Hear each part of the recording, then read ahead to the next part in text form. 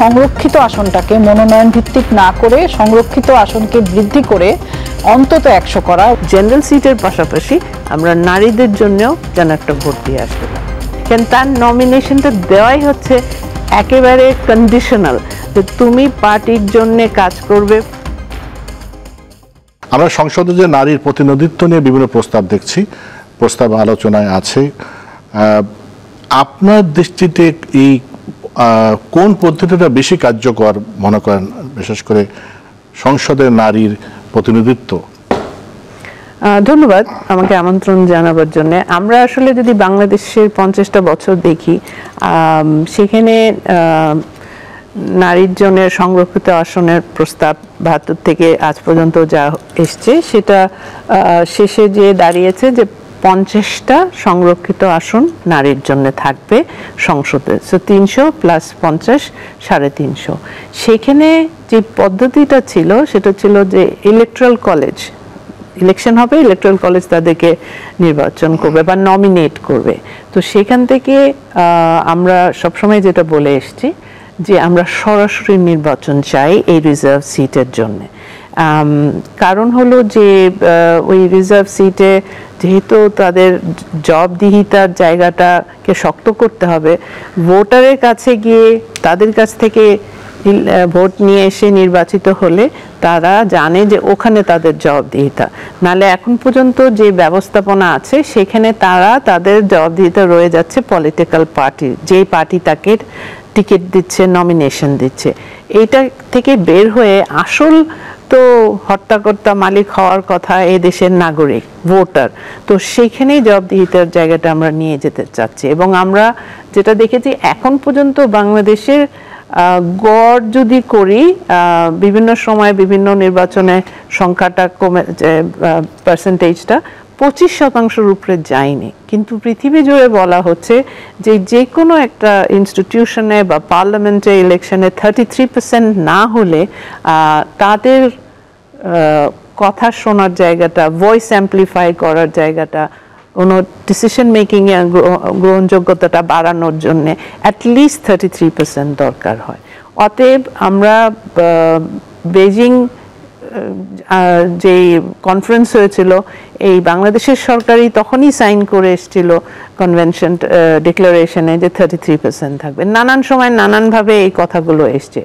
তো এখনকার আলোচনা হলো সামনে যে নির্বাচন, 26-এ যে নির্বাচন হবে, সেখানে আমরা আশা করছি, আমরা দাবি করছি যে সরাসরি নির্বাচন হবে এবং বাংলাদেশের জনগোষ্ঠীর যদি 51% নারী হয় তাহলে কি ওই 50টা সিট তার জন্য যথেষ্ট পর্যাপ্ত কিনা, সেই জন্য আমরা বলতে চাচ্ছি যে মিনিমাম 100টা হওয়া উচিত। আমাদের দাবি হওয়া উচিত মানে কি সংরক্ষিত 100টা আসন 50 থেকে 100 হবে। হ্যাঁ, এবং সরাসরি কথা বলছেন কি এই আসনগুলোতেই সরাসরি নাকি সংরক্ষণ রেখে প্লাস সরাসরি? না, জেনারেল যে সিট সেখানে তো কোনো বাধা নেই, শুধু আমরা দেখি চর্চা নেই, এটার প্রয়োগ নেই বা তাদেরকে আনা হয় না। আর সংরক্ষিত আসনে এখন যে ব্যবস্থাটা আছে আমি আপনাকে একটু আগেই বলছিলাম, সেখানে আমরা সরাসরি ভোটের কথা বলছি। আপনি একজন ভোটার, আমি একজন ভোটার, আমরা যখন আমাদের নির্বাচনের দিন তারিখ ঠিক হবে, আমরা পোলিং স্টেশনে যে ভোট দেব, তখন আমরা জেনারেল সিটের পাশাপাশি আমরা নারীদের জন্যও যেন একটা ভোট দিয়ে আসতে পারি, সেটা কিন্তু করা সম্ভব। আইডিয়াল একেবারে সবচেয়ে ভালো ব্যবস্থা হতো যদি সমান সমান হতো, 50%। সেখানে আমরা আলোচনাটাকে নিয়ে যাওয়ার চেষ্টা করছি, হয়তো আগামী 2-3 নির্বাচনের পরে হবে, বাট আপাতত এই জায়গাটায় আমরা আসতে চাচ্ছি যে সরাসরি নির্বাচন হবে এবং এই সংখ্যাটাকে 100টা করা উচিত। তাসলিমা আক্তার, আপনি কি মনে করেন? আপনি সরাসরি নারী অধিকার কর্মী এবং রাজনীতির সাথে জড়িত, আপনি এই প্রস্তাবনাকে কতটা বাস্তবসম্মত মনে করেন? এখন যে পরিস্থিতি, এখন যেটা দাঁড়াচ্ছে, বিশেষ করে ঐকমত্য কমিশনের বিভিন্ন রাজনৈতিক দলের আলোচনার প্রেক্ষাপটে যা দাঁড়িয়েছে, সেটা নিয়েও একটু মন্তব্য করবেন। প্রথমত আমি যেটা মনে করি যে বাংলাদেশের মোট জনগোষ্ঠীর অর্ধেকের নারী, এবং সেখানে যদি নারী সংসদে না থাকে, নারী নীতি নির্ধারণী জায়গায় না থাকে, সেই জায়গায় শুধু নারী পিছিয়ে যায় না, আসলে সমাজই পিছিয়ে যায়। ফলে এই বিষয়টা আসলে নারী জায়গা থেকে হয়তো আমরা যারা নারী আন্দোলনের কর্মী বা শ্রমিক আন্দোলনের কর্মী আমরা বলছি, কিন্তু আমি মনে করি এটা একটা রাজনৈতিক দাবি হিসেবেও খুবই গুরুত্বপূর্ণ।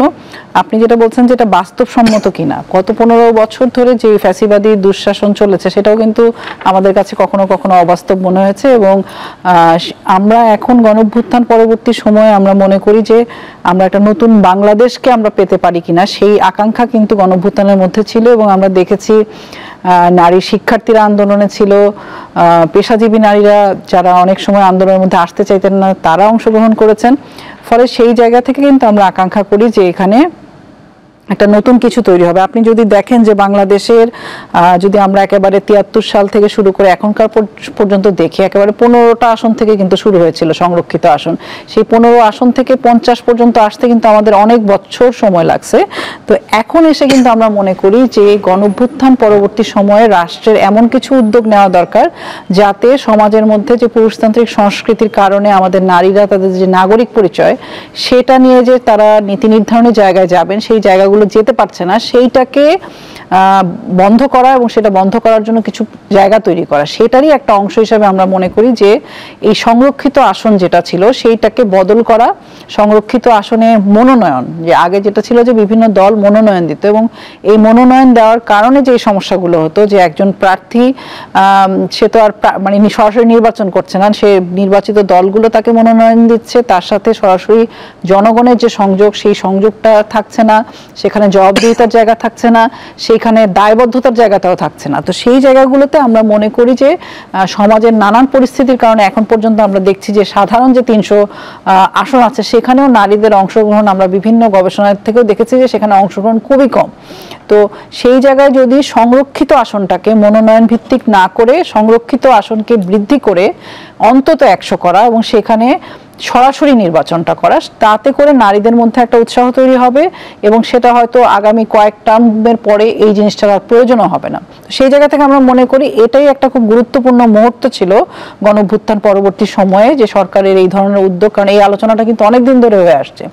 কিন্তু আমরা যেটা দুঃখের সাথে লক্ষ্য করলাম যে ঐক্যমত কমিশন যে রাজনৈতিক দলগুলোর সাথে বৈঠক করলেন, সেই ঐক্যমত কমিশনে কিন্তু নারী কমিশন, শ্রম কমিশন মতো গুরুত্বপূর্ণ 5টা কমিশন বাদ দিয়ে কেবলমাত্র 6টা কমিশনকে এনে সেখানে বসা হয়েছে। ফলে নারীর যে স্বর সেইটাও কিন্তু অনুপস্থিত, কারণ নারী কমিশনের কাজই ছিল হচ্ছে যে বাংলাদেশের মানে নারীর অধিকার বাস্তবায়নের জন্য, নাগরিক হিসেবে নারীর অবস্থানের জন্য তারা সুপারিশ করবেন, এবং তারা অংশীজনদের সাথে আলাপ করেছেন, নারী সংগঠন সহ অন্যান্য কমিশনের সাথে আলাপ করেছেন, বহু অংশীজনের সাথে আলাপ করে তারা কিন্তু সুপারিশ দিয়েছেন। এখানে নির্বাচন কমিশন কি মতামত দিয়েছে, সংবিধান কমিশন কি মতামত দিয়েছে, সেইগুলো এই ঐক্যমত কমিশনে আলোচনা হয়েছে। কিন্তু নারী কমিশন যে প্রস্তাব দিয়েছে সেগুলো আলোচনার মধ্যেই আসে নাই। ফলে এই জায়গাতেও আমাদের কাছে মনে হয় যে এই ঐক্যমত কমিশনের মধ্য দিয়ে যে জুলাই সনদের কে নিয়ে এগিয়ে যাওয়া হচ্ছিল সেখানে আমরা মনে করি যে এই আয়োজনটা অসম্পূর্ণ। ফলে আবার করে এই বিবেচনাটা করা এবং এই সংরক্ষিত আসন বৃদ্ধি করা এবং সেখানে সরাসরি নির্বাচনের বিষয়টায় সরকার মনোযোগ দিবেন এবং ঐক্যমত কমিশন তারাও তাদের উদ্যোগের মধ্যে আবার করে এটা আলোচনায় আনবেন, সেটা আমরা এখন আশা করছি এবং দাবি তুলছেন। জি জি ফারাহ কবির, আপনারা বলছেন যে 50 থেকে অন্তত 100 করে সরাসরি ডিমান্ড করছেন যে নারীদের আসলে রাজনৈতিক ক্ষমতায়ন সত্যিকার অর্থে করতে হলে এটা একটা গুরুত্বপূর্ণ পদক্ষেপ হতে পারে, আপনারা বলছেন। কিন্তু যদি আপনাকে একটা প্রশ্ন করি, সেটা হলো ধরুন এই 15 থেকে 50 সংরক্ষিত নারী আসন করা হয়েছে, এ পর্যন্ত যে প্র্যাকটিস যেভাবে মনোনয়ন দেওয়া হয়েছে এইটা আসলে কতটা নারীকে ক্ষমতায়ন করেছে বা তারা কি কোনো ভূমিকা রাখতে পেরেছে বলে মনে হয় আপনার? ধন্যবাদ। আমরা কিন্তু বাংলাদেশ 2.0-তে আছি। আমরা গত জুলাই অগস্টের পরে আমরা আশা করেছি বাংলাদেশে একটা ভিন্ন নতুন একটা বাংলাদেশ গড়ার জন্য সবাই কাজ করছি, তাই না? তো আগের ইতিহাসকে নিশ্চয়ই মনে রাখতে হবে, সামনে যাওয়ার জন্যে কি কি পদক্ষেপ নেওয়া যায় সেই জন্যই আমরা মনে করছি যে এখনই সময় এই আলোচনাকে নিয়ে আসার। ওর আগে কি হয়েছে, সেখানে আসলে বাংলাদেশেও তো পিতৃতান্ত্রিক সমাজ ব্যবস্থা আছে এবং ধরে নেওয়া হচ্ছে যে নারী নেতৃত্ব দিতে পারবে না, কিন্তু আপনি যদি বাংলাদেশের চিত্র দেখেন, নারী কিন্তু প্রত্যেকটা ক্ষেত্রে নেতৃত্ব দিচ্ছে। সেটা তো একদিকে।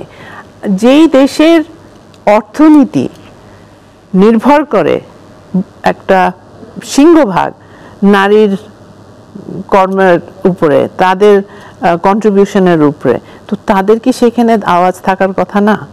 এবং আরেকটি যে ক্ষেত্র সেটা হলো রেমিটেন্সের, সেখানেও তো নারীরা আমাদের দেশ থেকে বাইরে যাচ্ছে। আপনি ম্যানুফ্যাকচারিং, বাংলাদেশকে এখন বলা হচ্ছে যে ম্যানুফ্যাকচারিং হাব বানাবো। ম্যানুফ্যাকচারিং সেক্টরে যদি আপনি দেখেন, সেখানেও নারীর কত কন্ট্রিবিউশন, কৃষিতে নারীর কন্ট্রিবিউশন, খাদ্য নিরাপত্তায় নারীর কন্ট্রিবিউশন, শিক্ষা ব্যবস্থায় প্রাইমারি স্কুলের টিচারদের বেশিরভাগ কারা। তো এই যে মানুষগুলো এই দেশ গড়ার কাজে তারা এতগুলো কন্ট্রিবিউশন, এতগুলো অবদান রাখছে, তারা কি তাদের জায়গায় বলার ক্ষমতা রাখে না? তারা কি সিদ্ধান্ত নেওয়ার মতন অবস্থায় নেই, বা সেই যুক্তি বা সেই কম্পিটেন্সি নাই? তো কোন ভিত্তিতে আজকে আমরা এই দেন দরবার করছি যে নারীর জন্য সংসদে তার আসন 5, 7, 10, 15%? এটা খুবই দুঃখের জায়গা। কিন্তু যেহেতু এখনো হয়নি, সেই জন্য আমরা বলছি যে মিনিমাম 33%, গ্র্যাজুয়ালি 50% হওয়া উচিত। আমরা তো এখনই এদেশের 51% পপুলেশন, 51% যে জনগোষ্ঠীর আমরাই, ঠিক আছে? তারপর যদি আপনি যুবদের নেন, মেয়ে যুবদের নেন, তাহলেও কিন্তু নাম্বারটা আরো বেড়ে যায়। তো আমাদের জন্য আরেকজন এসে কথা বলবে, বা আমার কি কি সমস্যা, কি কি প্রয়োজন, এটা অন্য কেউ আমাদের থেকে বেশি ভালো বুঝবে, এই ধারণাটা থেকে বের হয়ে আসতে হবে। এবং এটাই যদি হয়, আপনার যেটা প্রশ্নটা ওটাই করলাম, 50 জন নারী আসন তো নারীর প্রতিনিধিত্ব ছিল সংসদে, তারা কি নিজেদের কথা বলতে পেরেছে, নারীর অধিকারের কথা বলতে পেরেছে? বা যে পদ্ধতিতে মনোনয়ন দেয়া হয়, রাজনৈতিক দলের হয় বোন অথবা স্ত্রী, বা মানে বিভিন্নভাবে তো এইভাবে তো দেয়া হয়েছে, এবং তার সংসদে এসে নিজের দলের কথার বাইরে নারীদের জন্য, নারীর ক্ষমতায়নের জন্য কতটা ভূমিকা রাখতে পেরেছে? খুবই ভালো একটা প্রশ্ন। এবং আপনি জানেন যে এই 50 জনের সেই ক্ষমতা ছিল না যে তারা দেশ উন্নয়নের কাজে অবদান রাখবে। তাদের নিয়ে এসছে কোনো না কোনো রাজনৈতিক দল, তাদের জবাবদিহিতা, তাদের নির্ভরতা সবটাই কিন্তু সেই রাজনৈতিক দলের উপরে পড়ে যাচ্ছে। এবং যেহেতু আমরা সরাসরি ভোট দিতে পারছি না, আমি তো তার পারফরমেন্সের বেসিসে দিতে পারছি না, আমি চুজও করতে পারছি না। ইলেকশন হয়ে যাওয়ার পরে মেম্বার অফ পার্লামেন্ট যারা ইলেকট্রাল কলেজ, তার আগে, এবং দেখা যায় যে এখানে ধরেই নেওয়া হয় উইনার টেক অল, যেই পার্টির বেশি মেজরিটি থাকবে বা বেশি ভোট থাকবে, সিট থাকবে, সেই নিয়ে যাবে। তো এটা তো আমাদের প্রয়োজন, আমাদের দরকার এই জনগোষ্ঠীর কথা বলার, তার জন্য কাজ করার সুযোগই নেই। কেন তার নমিনেশনটা দেওয়াই হচ্ছে একেবারে কন্ডিশনাল, যে তুমি পার্টির জন্য কাজ করবে, পার্টি। এবং এই 50টা সিট ছেড়েও তো দিচ্ছে না কোনো পলিটিক্যাল পার্টি, যে না নারীর সিটগুলো আমাদের দরকার নাই, না, সেখানেও কিন্তু তারা দখল, তারা ওটার উপরে একটা প্রাধান্য ওইভাবে দিচ্ছে, কিন্তু অ্যাকাউন্টেবিলিটি বা জবাবদিহিতার জায়গাটায় সেখানে তারা চাচ্ছে না। এই জন্য আমরা বারবার বলছি নন নেগোশিয়েবল হলো ডাইরেক্ট ইলেকশন, যেন একটা ভোটার সে বলতে পারে যে এইখানে এই লিস্টে 2 জন আছে, একজন জেন্ডার সিটে, একজন উইমেন সিটে, আমি মনে করি 1, 2, 5, 10, 17, 20, 50, 100 তাকে আমি ভোট দিব আমার কনস্টিটিউয়েন্সিতে। এইটা না করলে, ওই আগের ব্যবস্থায় যদি ফিরে যাই, তাহলে পরিবর্তনটা কোথায় হলো? তখন জবাবদিহিতাও বাড়বে না, এবং আমাদের রিপ্রেজেন্টেশন, আমাদের সিদ্ধান্ত নেওয়ার সুযোগ, আমাদের বলার সুযোগ কোনোটাই আসবে না। জি।